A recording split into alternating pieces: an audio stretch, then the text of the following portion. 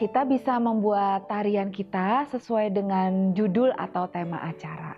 Karena itu akan membuat kita lebih memahami sebenarnya apa yang menjadi makna dari tema acara tersebut. Jadi kalau kita akan membuat tarian dari sebuah tema, yang pertama yang harus kita lakukan itu adalah kita pelajarin apa yang firman Tuhan bilang tentang tema itu. Dan kita mulai breakdown. Misalnya kemarin kita diberi tema Beauty and Glory.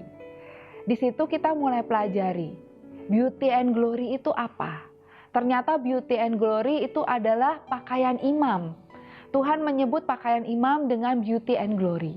Di situ kita mulai pelajarin pakaian imam itu terdiri dari apa aja. Oh, ternyata ada buah delimanya. Ternyata ada kain lenan di dalamnya. Ternyata ada 12 batu di dalamnya. Dan kita mulai gali dari firman Tuhan apa yang sebenarnya Tuhan mau sampaikan dari kata beauty and glory. Sampai akhirnya glory itu merupakan kabot. Nah, dari apa yang kita tangkap, dari apa yang kita bisa rasakan di hati Tuhan tentang tema itu, kita akan mulai buat tarian. Misalnya minggu ini kita mulai akan nariin tentang tarian kain lenan. Kita akan pelajari kain lenan seperti apa, perjanjiannya seperti apa, hukumnya seperti apa yang Tuhan mau berikan, berkatnya seperti apa, dan kita mulai gabungkan semuanya di dalam tarian. Dengan demikian tarian itu akan menjadi sebuah kemasan firman Tuhan yang akan sampai ke setiap hati. Memang tarian itu tidak pernah berbicara secara verbal, tapi tarian itu berbicara kepada jiwa dan roh manusia.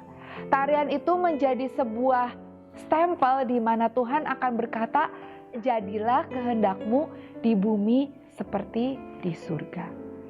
Pada waktu kita mempersiapkan tarian demi tarian, disitulah kita bisa masuk lebih dalam sebuah tema. Karena itu seharusnya menjadi penari Tuhan itu bukan seseorang yang kosong. Kita benar-benar harus membuat hidup kita berbobot. Karena pada waktu nari kita ini sedang mengalirkan sesuatu kepada jemaat. Kita menjadi saluran di mana Tuhan bisa mengalirkan yang ilahi. Tentang tema demi tema yang Tuhan mau sampaikan kepada jemaat. Itu akan dialirkan juga melalui khotbah, tapi tarian itu akan berbicara kepada jiwa dan roh dari setiap orang yang melihatnya. Mengenai latihannya berapa lama, kita ini melayani Tuhan. Jadi kita ini menyesuaikan schedule kita, waktu kita dengan apa yang Tuhan mau. Kalau Tuhan wahyukan mengenai tarian, suatu tema tarian, dan Tuhan bilang, minggu ini juga harus ditarikan, maka kita sebagai penari-penari Tuhan, latihan itu bukan sebuah halangan. Intinya, mari kita bangun satu tim kita di mana kita siap untuk menjadi eksekutor, kapanpun Tuhan mau. Kalau kita dikasih waktu 1 hari, baiklah kita akan latihan sebaik-baiknya 1 hari, dan itu kita persembahkan kepada Tuhan. Kalau kita diberikan misalnya waktu masih ada seminggu, kita akan memakai 1 minggu itu dengan sangat efektif untuk memberikan yang terbaik buat Tuhan. Kalau masih ada 1 bulan atau 3 bulan, mungkin kita bisa memberikan yang lebih baik lagi. Tapi biarlah waktu latihan bukanlah menjadi suatu patokan, tapi itu adalah di mana kita bisa untuk pakai setiap waktu untuk kita mengejar apa yang Tuhan mau dan memberikan yang terbaik. Iya. Setiap kita waktu kita dipanggil nari, pertanyaannya kan sering merasa nggak capable atau insecure. Ya.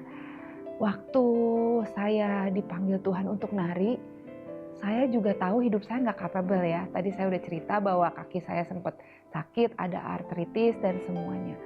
Tapi pada waktu kita tahu Tuhan mau, dan kita punya cinta, dan kita mau nari dari hati, kita pasti mengusahakannya.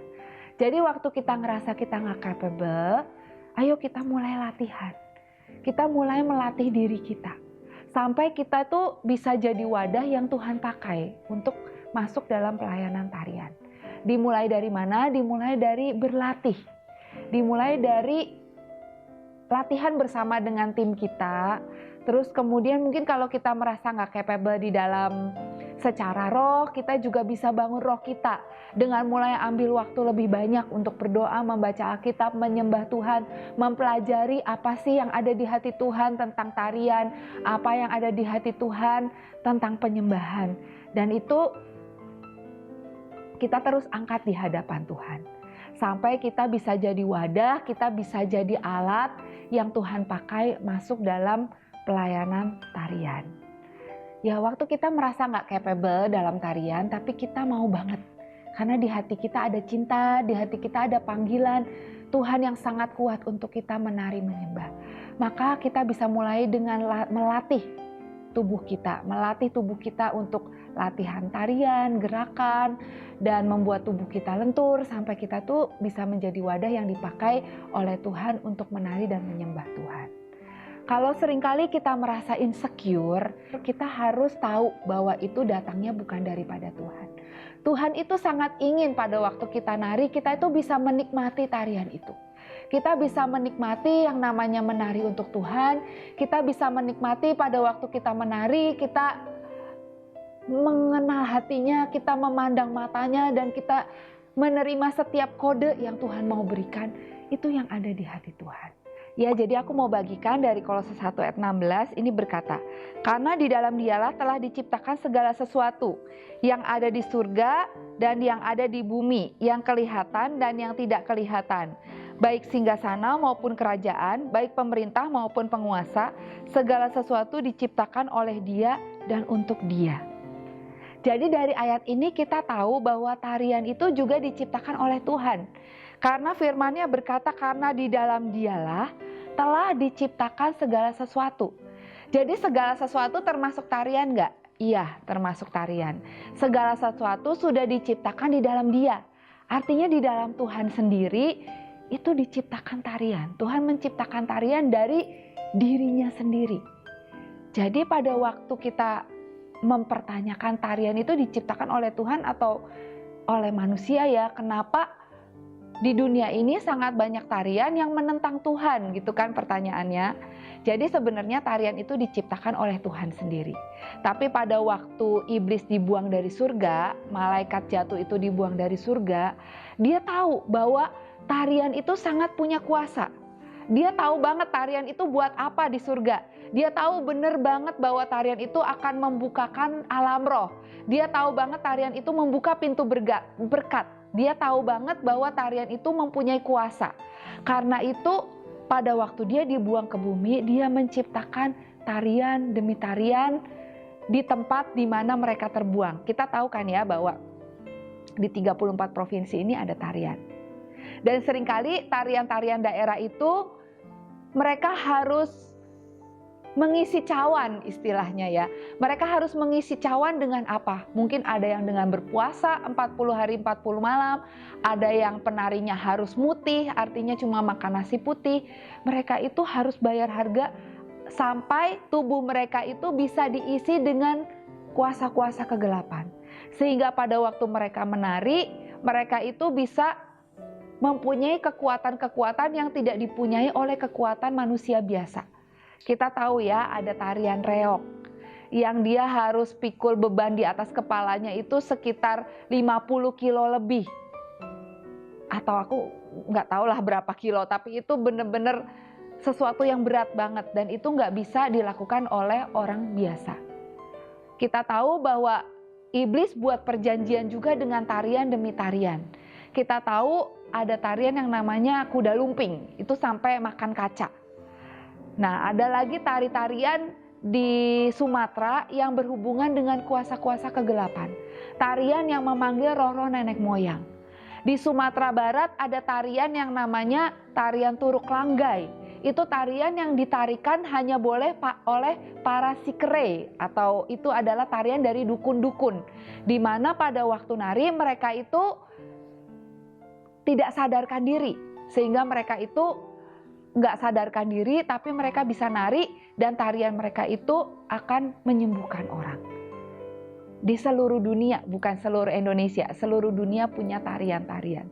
Karena tarian itu sangat berkuasa.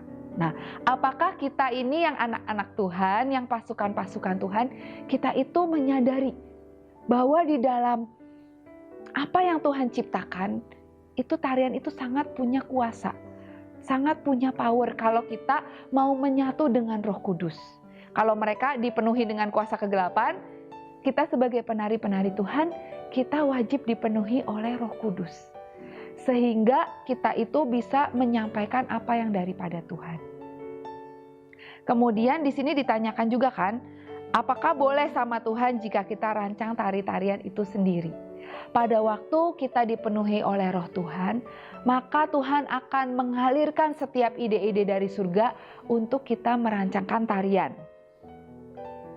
Jadi pada waktu kita itu mau merancangkan tarian atau kita membuat sebuah koreografi, yang harus kita lakukan adalah kita menangkap isi hati Tuhan. Apa yang Tuhan mau untuk disampaikan lewat tarian tersebut.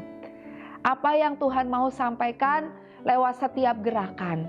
Apa yang Tuhan mau sampaikan lewat setiap alat-alat nari atau properti yang kita gunakan. Doa Tuhan Yesus yang berkata, jadilah kehendak-Mu di bumi seperti di surga.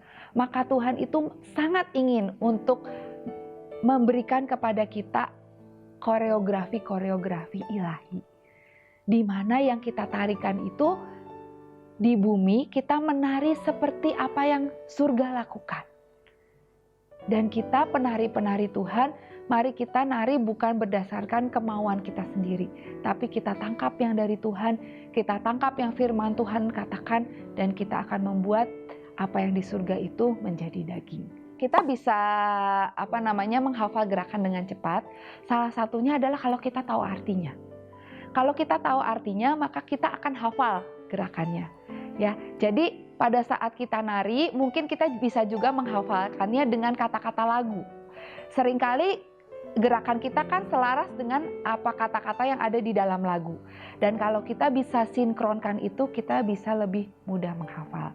Tapi buat teman-teman semuanya, Bapak Ibu yang mungkin aku lambat soal gerakan, aku kurang bisa menghafal dengan cepat, jangan putus asa ya. Di waktu-waktu ini mungkin kalau kita punya banyak waktu, kita mulai belajar untuk menghafal. Karena itu adalah salah satu cawan yang kita isi ya, menghafal gerakan, bagaimana kita bisa menari seirama dengan penari-penari yang lain untuk mempersembahkan yang terbaik buat Tuhan. Tapi intinya adalah itu, sinkronkan gerakan dengan kata-kata di lagu, maka kita bisa menghafal dengan cepat. Yang kedua, kalau kita tahu arti dari gerakan itu, kita akan bisa lebih mudah untuk melakukannya. Jadi gimana kita buat acara seperti yang Tuhan mau? Ini aku punya ayat ya. Lukas 22 ayat 8 sampai 13. Lalu Yesus menyuruh Petrus dan Yohanes katanya, pergilah, persiapkanlah perjamuan Paskah bagi kita supaya kita makan. Jadi hari itu Tuhan itu memberikan perintah kepada murid-muridnya untuk membuat suatu acara. Acara mereka apa? Acara mereka itu persiapkanlah perjamuan Paskah. Itu yang perintah dari Tuhan untuk mereka mengadakan sebuah acara. Dan apa yang dilakukan oleh murid-muridnya Tuhan, ayat 9 berkata, kata mereka kepadanya, di manakah engkau kehendaki kami mempersiapkannya? Jadi yang pertama, untuk kita bisa buat acara seperti yang Tuhan mau, kita harus bertanya kepada Tuhan. Kita mulai gumulkan, Tuhan ini acara tuh sebenarnya acara apa yang Tuhan mau? Kalau di sini kan udah jelas ya, persiapkan perjamuan Paskah. Tapi mereka bertanya, di manakah engkau kehendaki?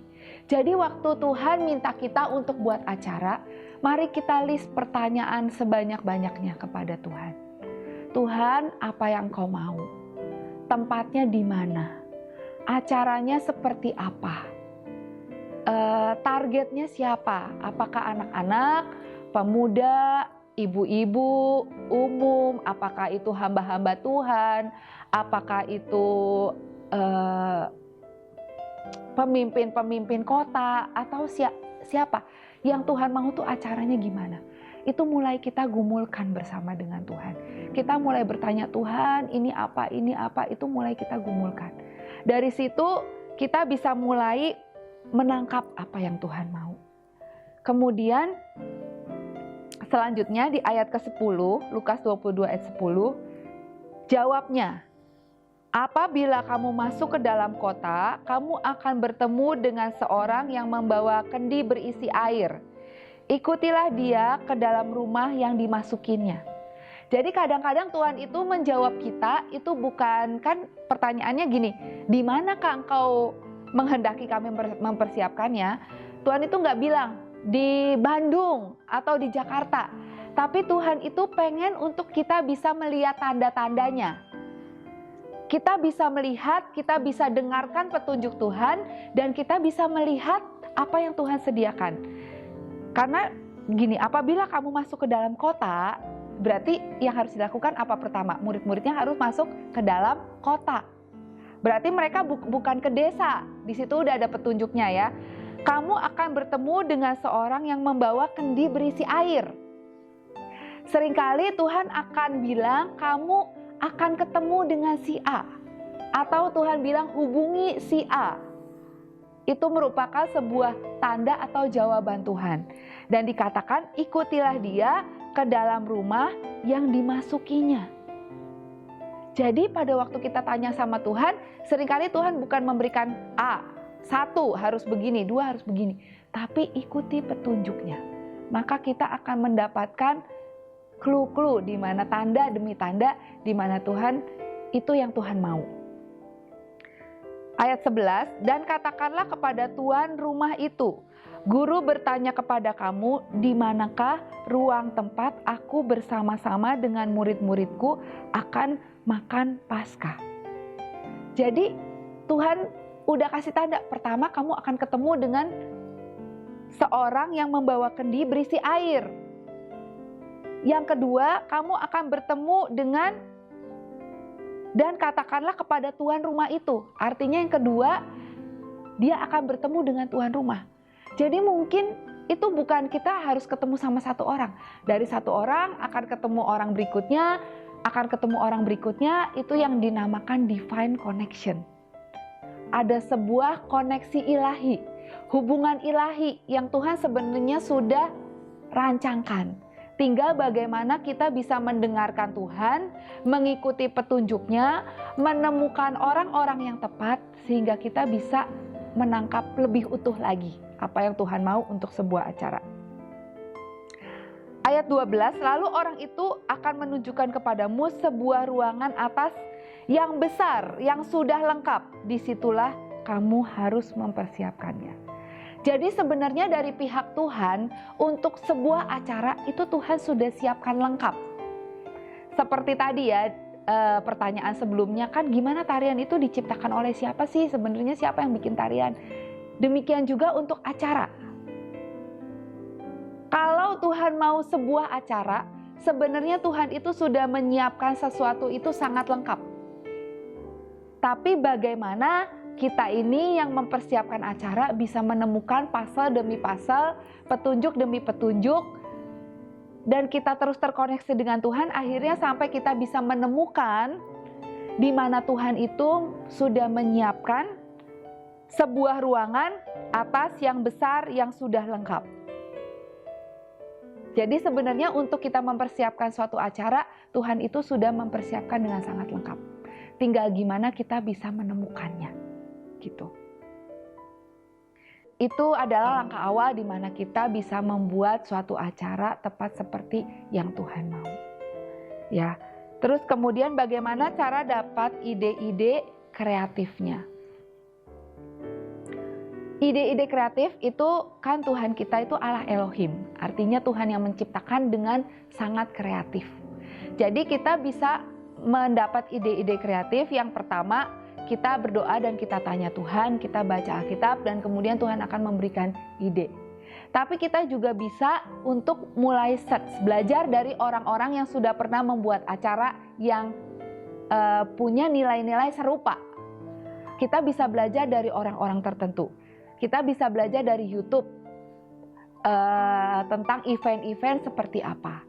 Tapi sekali lagi, biar kita jangan terjebak kepada sesuatu yang wow.